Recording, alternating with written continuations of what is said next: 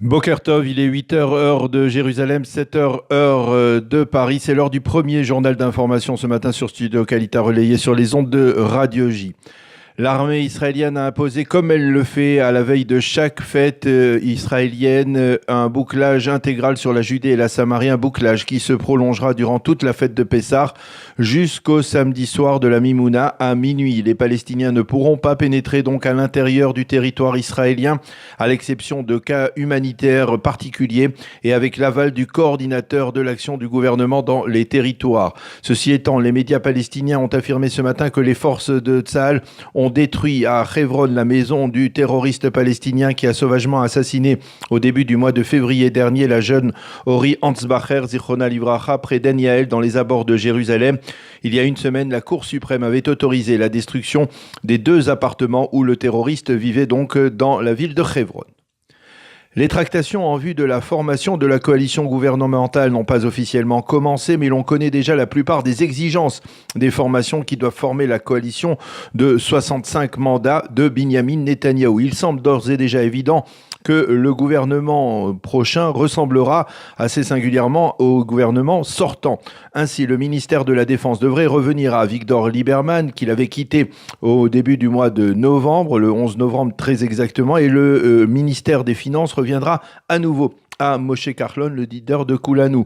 Le ministère du Commerce devrait être entre les mains de Eli Cohen de Kulanu également. Le ministère de l'Intérieur, celui de la Galilée et du Negev, devrait revenir à Aryeh Deri, le leader du parti Chasse, tout comme d'ailleurs le ministère des cultes qui devrait rester entre les mains du parti orthodoxe séfarade. Il semble que le ministère de l'Éducation devrait revenir à l'un des 2 leaders du foyer juif, le Rav Rafi Peretz, ou alors Betzalel Smotrich. La grande inconnue sera de savoir quel portefeuille les responsables du Likoud récupéreront.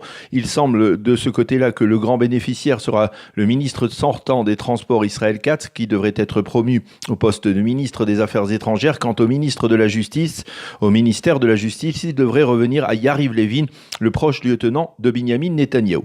Et justement, à ce propos, certains juges de la Cour suprême en exercice actuellement, mais qui ont tenu à garder l'anonymat, ont lancé des mises en garde sans précédent par leur fermeté en direction du Premier ministre, afin qu'il ne nomme ni Yariv Levin, ni Betzalel Smotrich au poste de ministre de la Justice. Pour eux, ce serait là la fin de la démocratie israélienne, ont-ils dit. Les juges affirment que les 2 candidats risquent de faire regretter l'époque d'Ayelet Shaked, qui était pourtant considérée comme une activiste contre le trop-plein de pouvoir de la Cour suprême.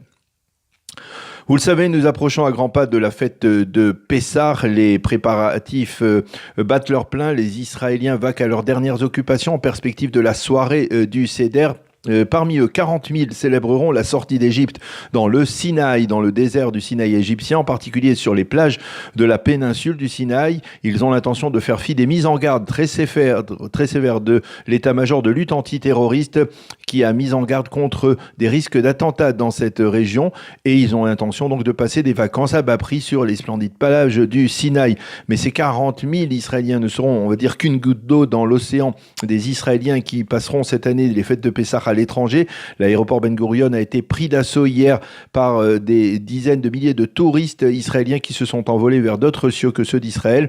Il a battu des records d'affluence, en particulier dans l'immense salle des départs. Ceux qui partent ont peut-être su à l'avance que le temps en Israël serait plutôt maussade, plutôt frais même cette année pour le début de la fête de Pessah. C'est effectivement le cas. La météo parle de temps pluvieux et plus frais ce soir et demain, avec même des chutes de neige sur le mont Hermon dimanche, ce qui est rarissime, il faut bien l'avouer, pour un mois d'avril. Les températures prévues aujourd'hui, 13 degrés à Jérusalem, 18 à Tel Aviv et 25 degrés à Eilat. C'est la fin de ce premier journal d'information. On se retrouve pour la revue de la presse à 8h30.